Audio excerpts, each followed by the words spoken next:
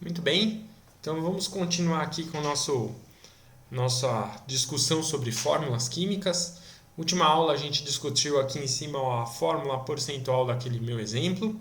Agora vamos ver a fórmula mínima empírica estequiométrica, que vai dizer a proporção entre o número de átomos de cada elemento químico na substância que eu estou estudando. Então, se eu quero a proporção entre o número de átomos aí, de cada elemento químico, é fundamental que a gente pegue a massa. A primeira coisa que a gente tem que fazer, eu tenho a massa de cada um dos átomos, né? De cada elemento químico aqui nessa molécula que a gente está querendo descobrir, né? E a gente precisa, obviamente, a gente precisa fazer o quê? A gente precisa transformar isso daí em número de mols. Então vamos transformar, por isso que eu coloquei a massa molar de cada um desses, do carbono, do oxigênio e do hidrogênio. Então eu sei aqui 1,2 gramas, tem um certo número de mols de carbono.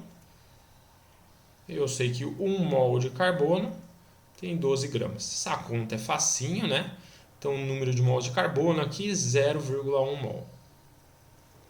Aqui do oxigênio, 1,6 gramas.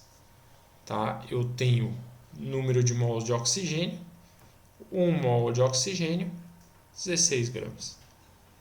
Então, o número de mols de oxigênio vai ser 1,6 por 16, outra conta tranquila, 0,1 mol. Certo? E aqui o hidrogênio, o que eu tenho? 0,2 gramas, número de mols de hidrogênio, 1 mol de hidrogênio, 1 grama, outra conta tranquila, peguei um exemplo bem facinho para a gente fazer conta, vai dar aqui 0,2 mol. Então eu tenho a proporção aqui 0,1 mol de carbono para 0,1 mol de oxigênio para 0,2 mol de hidrogênio, certo? O que eu tenho que fazer?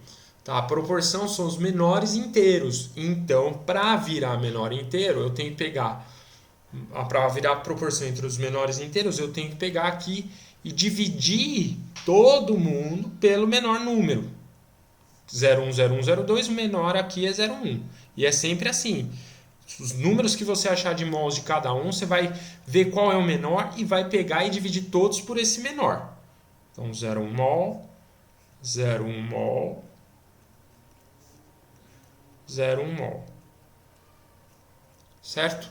E isso aqui vai dar, obviamente, 1 carbono para 1 oxigênio para 2 hidrogênios, o que me dá uma fórmula mínima de C1. Não preciso desenhar 1 aqui, se tiver nada é 1, H2O1. Essa é a fórmula mínima que a gente tem aqui desse cara, tá? C1H2O1. Perfeito? Vale chamar atenção para uma coisa aqui, tá?